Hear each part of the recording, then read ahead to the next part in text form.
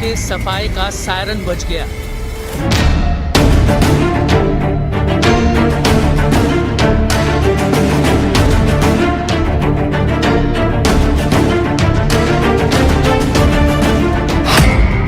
देशों पर पुतिन के एटम बम फटने का सिग्नल मिला।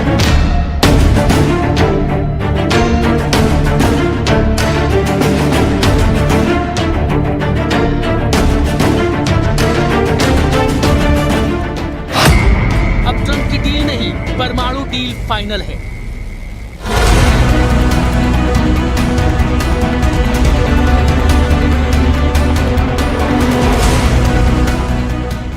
रूस बदले की आग में जल रहा है क्योंकि पुतिन के घर पर हुआ ड्रोन हमला विश्व युद्ध की वजह बनने जा रहा है। पुतिन ने ऐलान किया है कि जितने सबूत चाहिए वो दुनिया देख ले, लेकिन ज़ेलेंस्की को अब सबसे खौफनाक सजा दी जाएगी। पुतिन की जान लेने की कोशिश की सजा। अब ज़ेलेंस्की को वो तमाम दोस्त भी सहेंगे जिन्होंने यूक्रेन युद्ध में बारूदी साजिश रची है।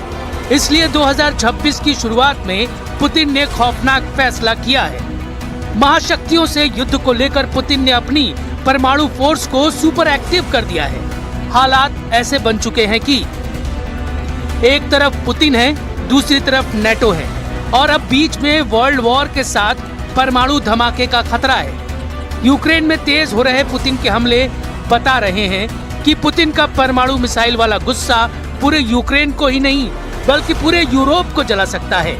रूस के हमलों से साफ है कि पुतिन का प्लान बहुत खतरनाक है क्योंकि अब ये युद्ध ज़ेलेंस्की के हाथ से निकल चुका है। ये बात ट्रंप भी जान गए हैं। ये तस्वीर देखिए जिसमें काली वर्दी में रूस के जनरल स्टाफ के डिप्टी हेड एडमिरल इगोर कोत्स्युको हैं। इनके साथ नीली वर्दी में मॉस्को में यूएस एम्बेसी में military attach representative captain Richter Tibetan हैं। रूस के जनरल ने ट्रंप के कैप्टन को वो सबूत दिए हैं जिनसे पुख्ता हो सके कि यूक्रेन ने ड्रोन हमला सोच समझकर किया, पुतिन को निशाना बनाने के लिए किया।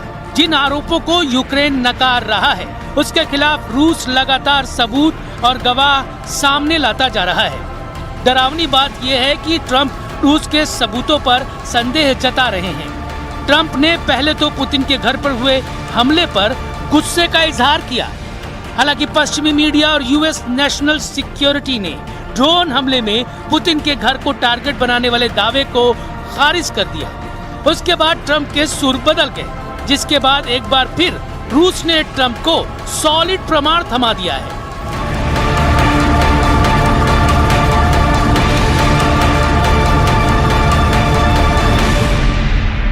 Нашли обломки беспилотных летательных аппаратов, осуществлявших данную атаку. В ряде этих беспилотных летательных аппаратов хорошо сохранились навигационные системы, они являются технически исправными. Расшифровка, произведенная специалистами спецслужб Российской Федерации, контента памяти навигационных контроллеров данных беспилотных летательных аппаратов безапелляционно точно подтвердила, что целью атаки был комплекс зданий резиденции президента Российской Федерации в Новгородской области. Мы хотим вам передать контроллер и описание этого контроллера.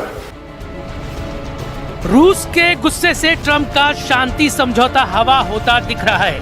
वैसे भी ज़ेलेंस्की ने 10% का पेच फंसाकर पुतिन को भड़का दिया है। पुतिन के पास अब दुश्मनों से बदला लेने के एक नहीं बल्कि दो कारण हैं। इसी वजह से उन्होंने अपनी न्यूक्लियर कमांड पूरी तरह से एक्टिव कर दी है। पुतिन तमाम खतरनाक न्यूक्लियर हथियारों और उनके डिलीवरी सिस्टम को बार बार टेस्ट कर रहे हैं, लेकिन ट्रंप का रुख अब तक क्लियर नहीं है। सुपर पावर को कॉन्फिडेंस में लेकर ही पुतिन अगला कदम उठाना चाह रहे हैं।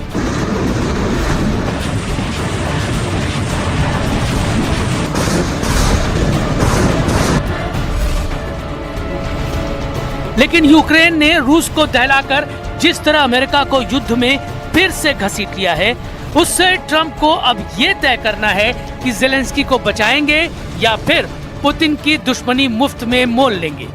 क्योंकि 26 के शुरुआती दिन सबसे भयानक हमले का गवाह बन रहे हैं। रूस भी मार रहा है, यूक्रेन भी जवाब दे रहा है। बारूद की मात्रा बढ़ती जा रही है, तबाही की हद पार होती जा रही है। युद्ध इतना भीषण हो गया है कि यूक्रेन ने अपनी जमीन पर रूस के कब्जे वाले इलाकों को जलाना शुरू कर दिया है। रूस ने दावा किया है कि यूक्रेन ने खेर्सोन में खूनी हमला कर 24 लोगों को मार डाला है। मारे गए लोग न्यू ईयर पार्टी कर रहे थे।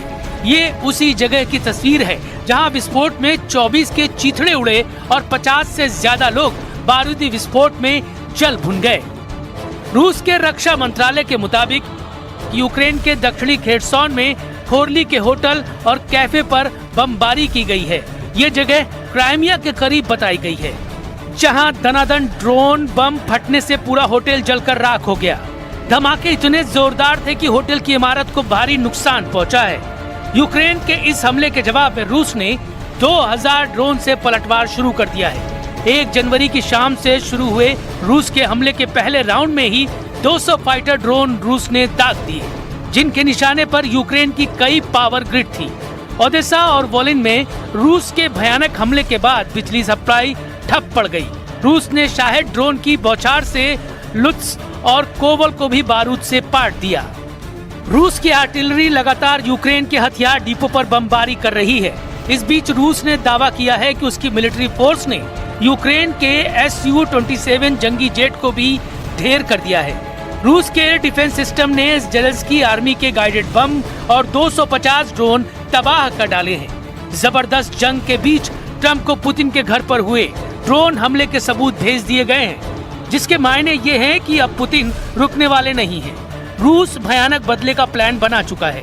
ये बदला सिर्फ रूस की बर्बादी वाला नहीं, इसमें यूरोप और नेटो की तबाही भी तय मानी जा रही है, क्योंकि पुतिन ने बेलारूस में परमाणु हमला करने वाली ओरेशनिक मिसाइलों की तैनाती महज डराने भर के लिए नहीं की है। ओरेशनिक क्या बला है, जो जानते हैं वो उसके नाम से कांपते हैं। ओरेशनिक मिसाइल से पुतिन पूरे यूरोप को 20 मिनट के अंदर तबाह करने की ताकत रखते हैं। ओरेशनिक मिसाइल से मिलने वाली मौत बहुत ही भयानक होती है। 4000 डिग्री में यूक्रेन को जलाने के लिए एक बार फिर तैयार हो चुका है रूस का ओरेशनिक मिसाइल। 4000 डिग्री की सेल्सियस वाली भट्टी तैयार है। यही वजह है कि 4000 डिग्री में ज़ेलेंस्की को जलाने का दूसरा मिशन लॉन्च होने वाला है।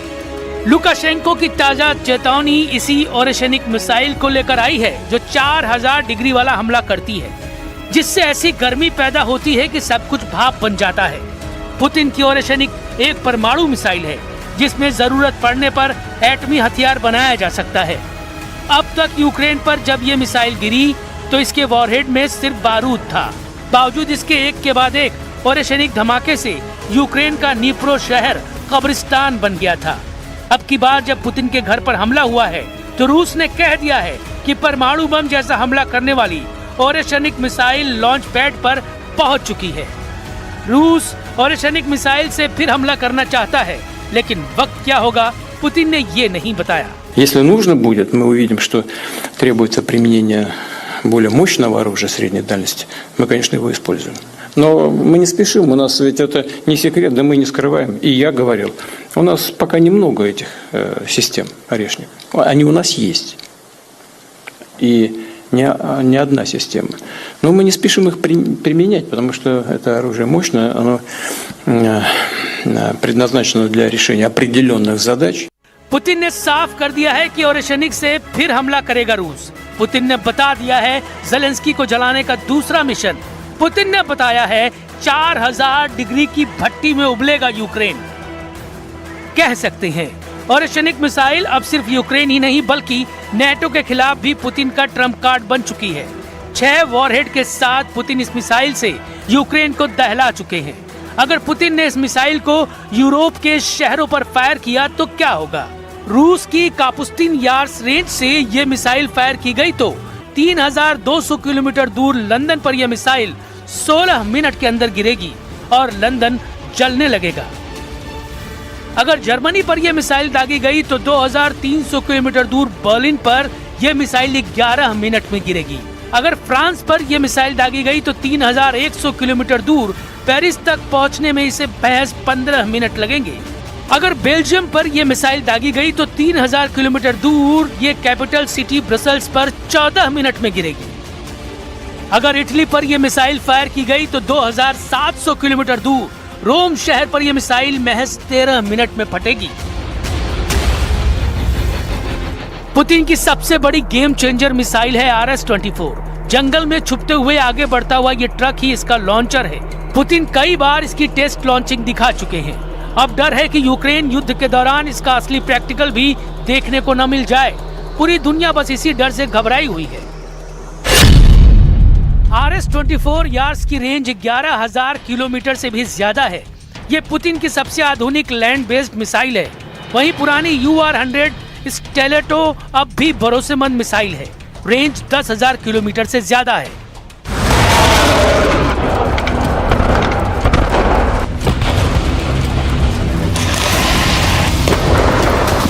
सबसे बड़ा सवाल कि अगर न्यूक्लियर बम वाला हमला हुआ तो लंदन कैसे बचेगा, पेरिस कैसे बचेगा, न्यूयॉर्क कैसे बचेगा, और बड़ा सवाल कि वॉशिंगटन DC में व्हाइट हाउस कैसे बचेगा। ये बहुत बड़ा सवाल है क्योंकि अब वर्ल्ड वॉर का खतरा है।